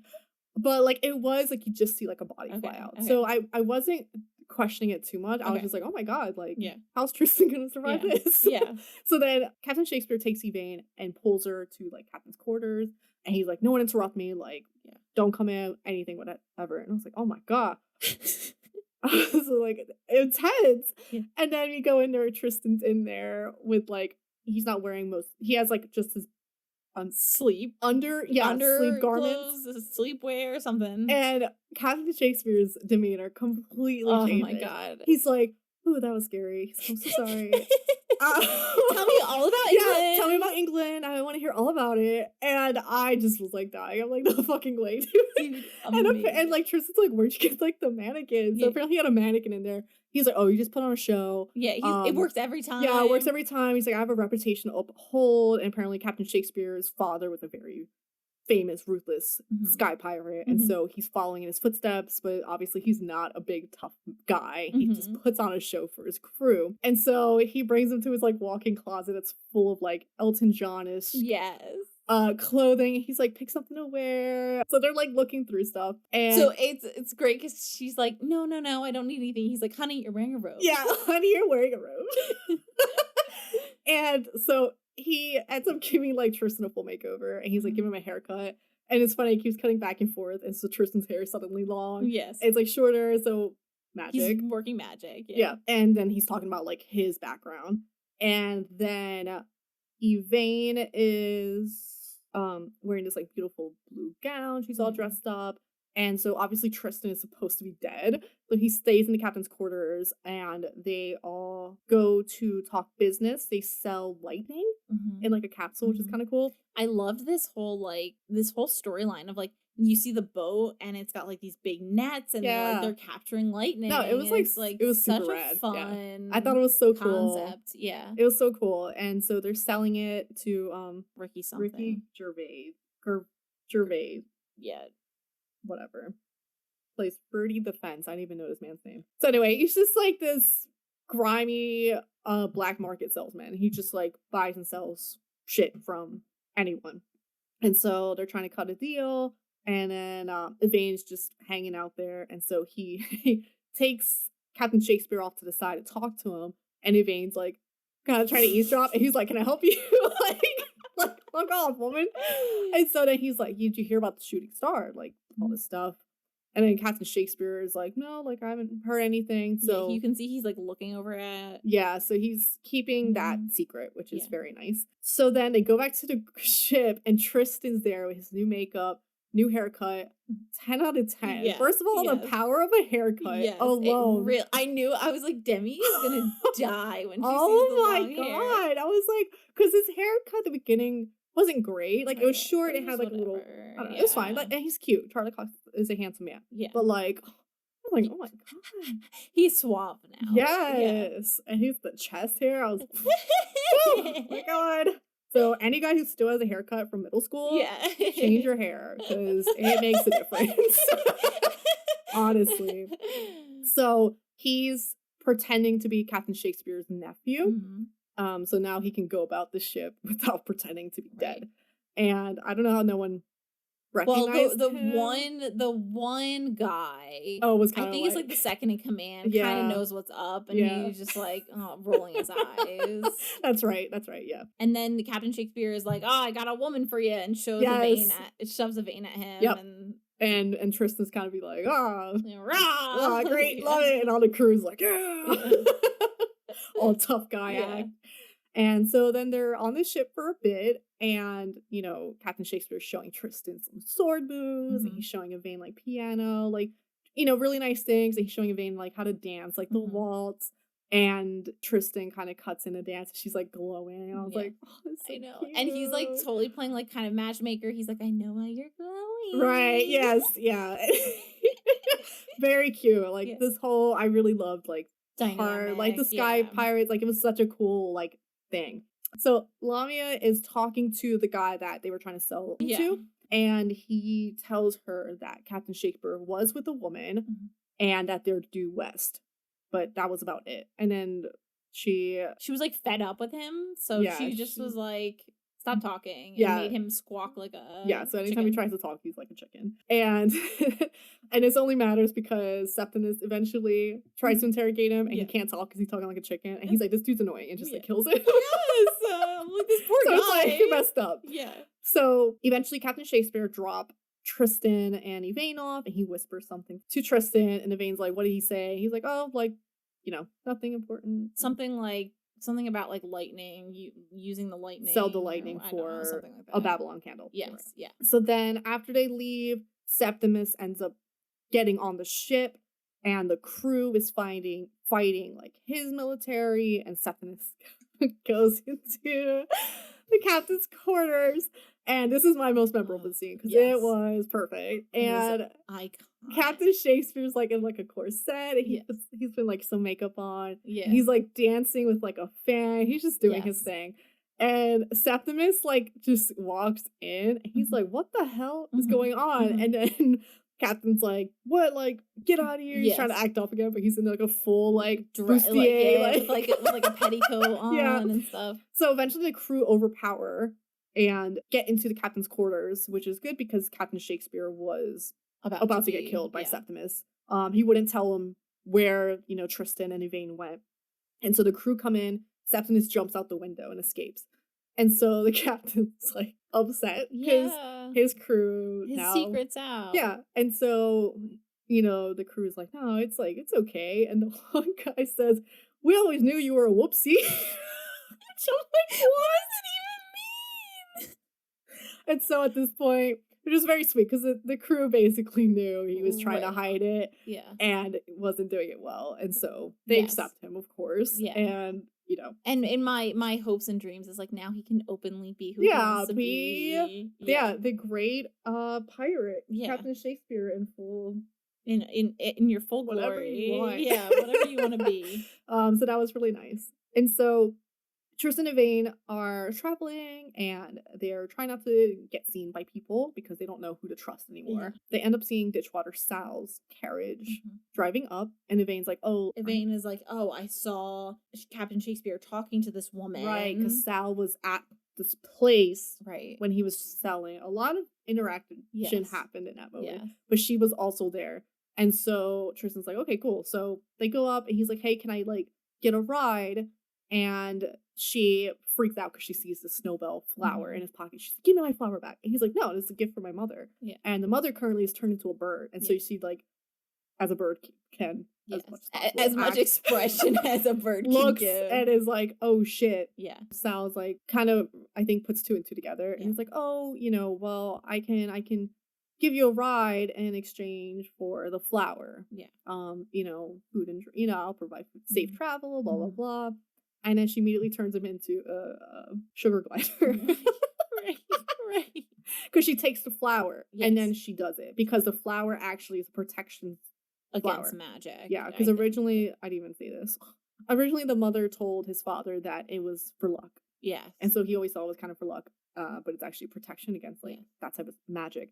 So she turns him into a sugar glider, and Yvain is freaking out and is trying to attack and tug. And I realize that Sal has that spell on her that she cannot see or interact, and it goes both ways. So Sal does not know that Yvain's there at all.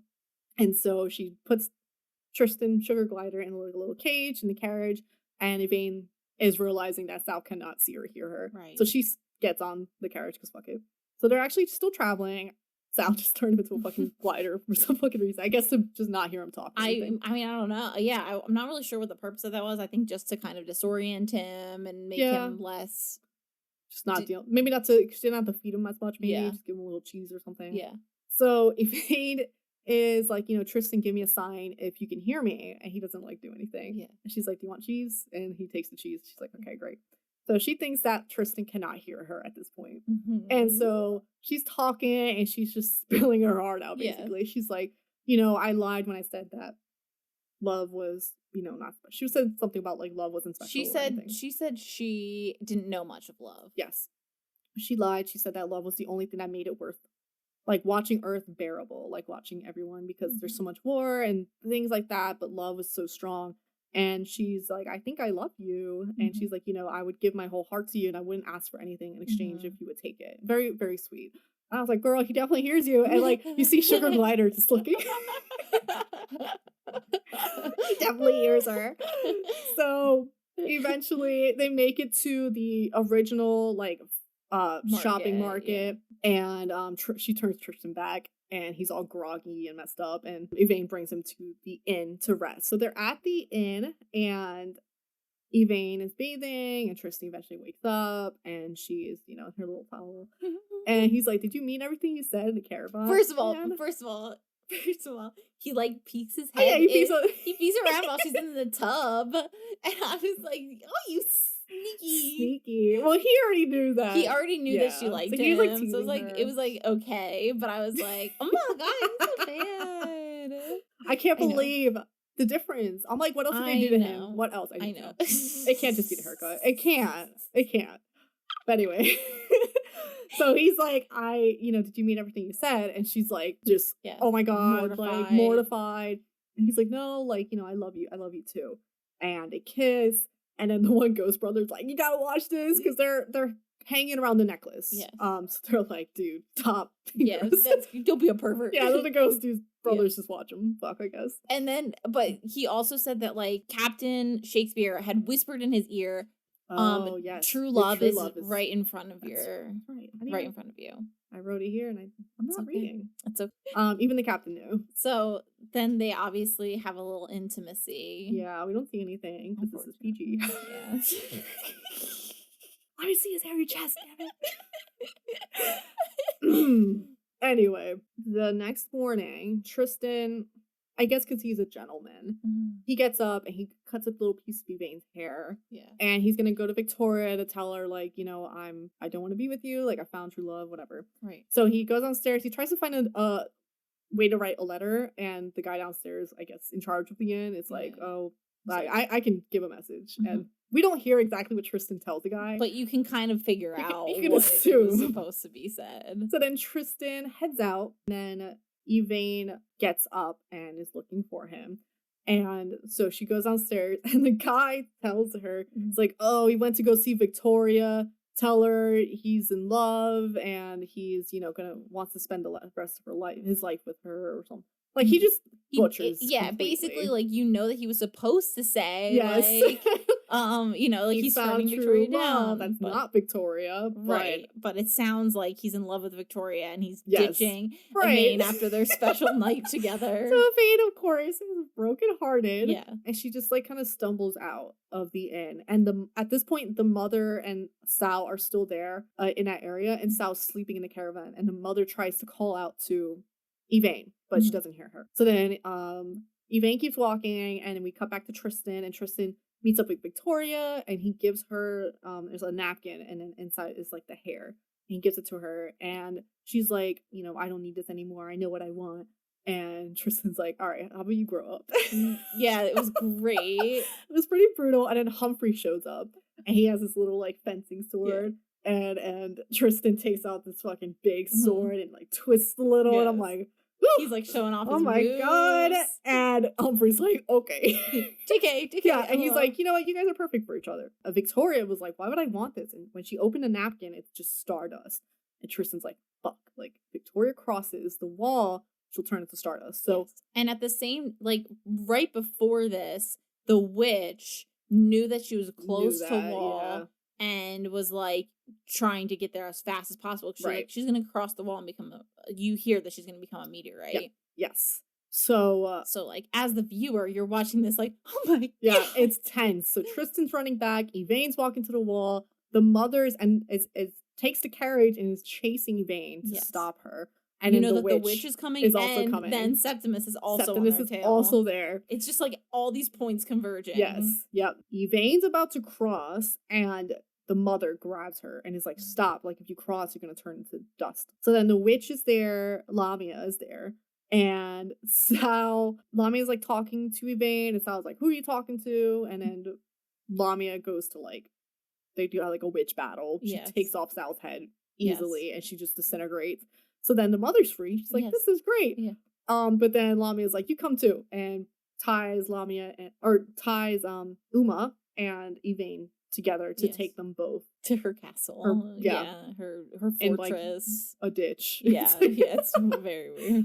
So they leave, and I just think I made a note how the mother still looks the same, even though the dad is a completely different actor and is older. Yes, I know. I guess princess genes. Who knows? So they end up there. Tristan makes it to the wall, and I believe the old man brings up, he's like, I quit. I'm done with this. And Tristan's able to find out that the witch took Yvain and the mother, which at this point Tristan does not know that's his mom. Yeah.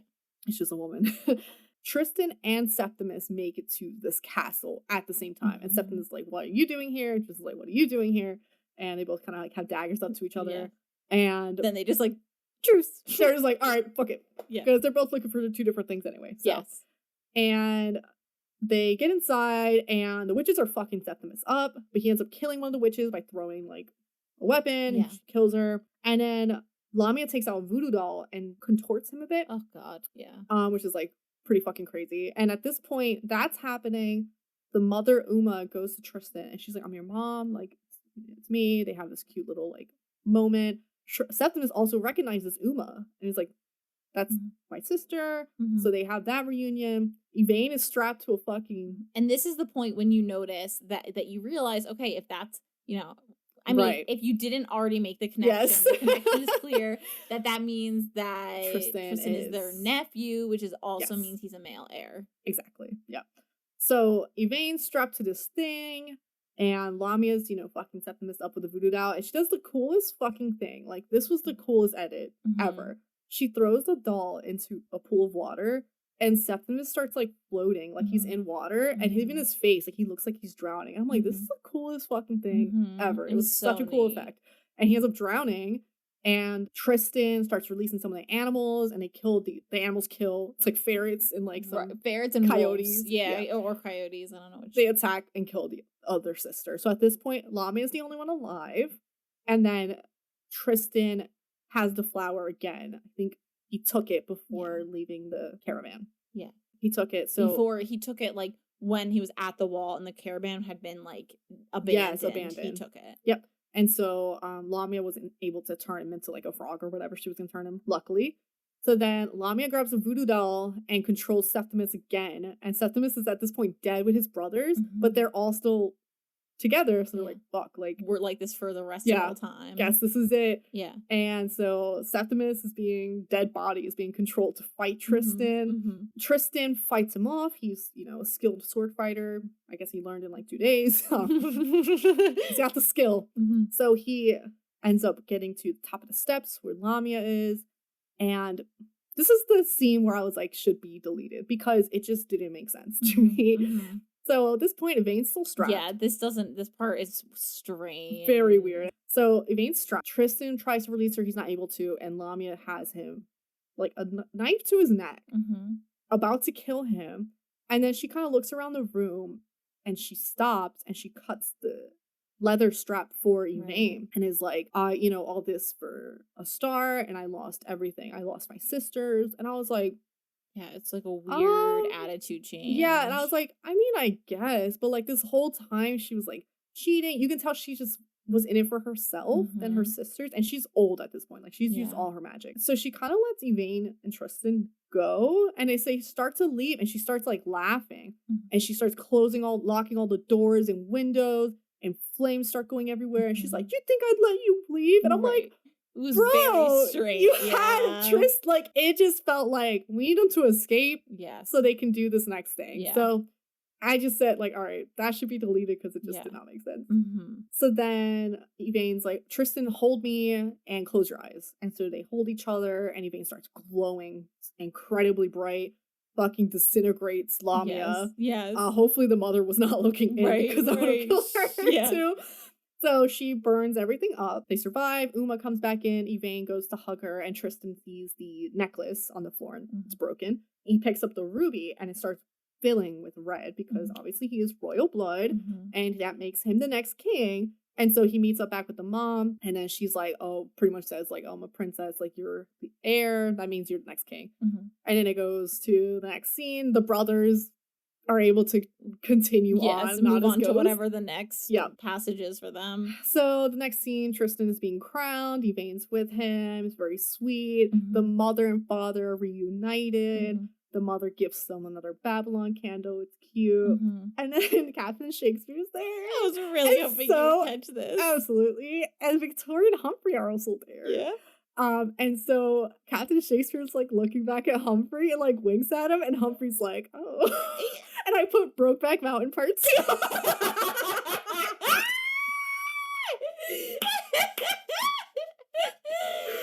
I ship it. I ship it. Yes, yes. And so the narrator's pretty much like they've ruled for 80 years, and then, you know, with the heart of a star, you live forever. And he had, not literally, but he had her heart. So they end up, you know, after their children and grandchildren are grown up, they use the Babylon candle to go into the stars. And that's how it ends. Yeah. Very sweet ending. Oh, Okay. dying to know, dying to know. So I said, so memorable scene was Captain Shakespeare. Yes. Dressing up. Scene that should be deleted was like the end of the final fight. Love interest, I would smash. I think Yvain was very cute. She was feisty. She was fun. Side character, I put Captain Shakespeare, and I know he wouldn't want me, but I'd still smash. So I'm in love with him. How likely are you to fall in love with a situation? I said a 10 because like why not? I know it's only a week long, but it's fantasy, so it doesn't count. It doesn't matter. It doesn't matter. It's another world. Yeah, it's another world. Yeah. So yeah, 10. I would recommend this because it was very fun. Adventure, you know, I had a lot to it. I had a fun cast, and then things of note, the unicorn was a real MVP. I had Michelle Pfeiffer with hearts because like, she's so gorgeous. And I rated this 4 hearts because I really did like this movie. I thought it was really fun, and it felt very nostalgic, and I liked the very whimsical feel of the fantasy. It wasn't so dark. It was just very lighthearted. And it definitely felt like something I would have watched younger, and I don't know why I didn't, but I definitely would have really enjoyed watching this younger. But I enjoyed it now, so this was a really fun one for me. I really liked it. And I thought the romance was really cute. I did like the main characters, and it ended happily. Yes. Yeah. Brokeback Mountain, I'm talking to you. So yeah, that's a review of Stardust. Yeah. I'm glad you liked it. Why didn't it get 5 stars? I 4.5. I know. 4 3/4. Okay, because what was the one I voted 4.5? Oh, 10 Things I Hate About You. Yeah. That like It's I just was the like hooked on feelings that you movie. got. The only reason why that movie didn't get 5 is because of the flashing scene. I was so turned off by that. I was like, This movie, like, I could have rated 4.5, but there were some things, like I said, that were a little like drew you out of it. Yeah, it was just kind of weird. But it was good, you know. I 4's good, Megan. No, it's good. No, it is really good. Like this, if someone was like, "Oh, Stardust is my favorite movie," I'd be like, "Yeah, it's a cool movie. It's a good movie." So you know, I won't shame anyone for it. So, but no, I did honestly really enjoyed it. Like I wasn't sure if I was going to because I did think you went in with a little bit of a bias. Yeah. But no, it was really good. So for next week's recommendations, I'm choosing for Megan the movie Triangle. Okay, never heard of it. Have no idea what it is. Yeah, I might have to give you my Shudder account. Okay, because it's a fair enough. Movie. I have started so many new movie accounts. I'm like putting out like a new mortgage. It might be every random month. shit. I'll see, but I think it. I don't remember if it was a Shudder exclusive or not, but it is like not a known movie. All right, but it's a good one. The movie I have for you is About Time. Oh, is this the one with what's her name?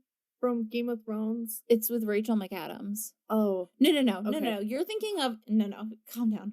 You're thinking of Me After scared. You. Yeah, I got so scared. That's another movie I refuse to watch. Sorry, well. And I know it's gonna come up, and I didn't think it was gonna be this soon. But okay. No. It's About this Time. Is the other Time one she's in? Rachel McAdams. Yeah, so she's in 2. She's in Time Traveler's Wife, and she's in About Time. Okay. Okay. Yeah. She's a good actress. I'm a little scared. Yeah, no, it's good. Okay. All right. Yeah, I mean, I think it's good. This is one that's I really love. So okay. I mean, all of the ones I've been giving you lately are ones I really love. So yeah, but like this one compared to Leap Year. This one compared to I love this way more than Leap Year. Okay. All right. Yeah. I'll probably like it. Yeah. All right. We'll find out. Anyway. Okay. So reach out to us on social media with suggestions for movies or themes. You can find us at howdoyouwatchthis@gmail.com and how do you watch this on Insta, Threads, and how do you watch on TikTok. I can't get over that one. Thanks for listening, everyone. Goodbye.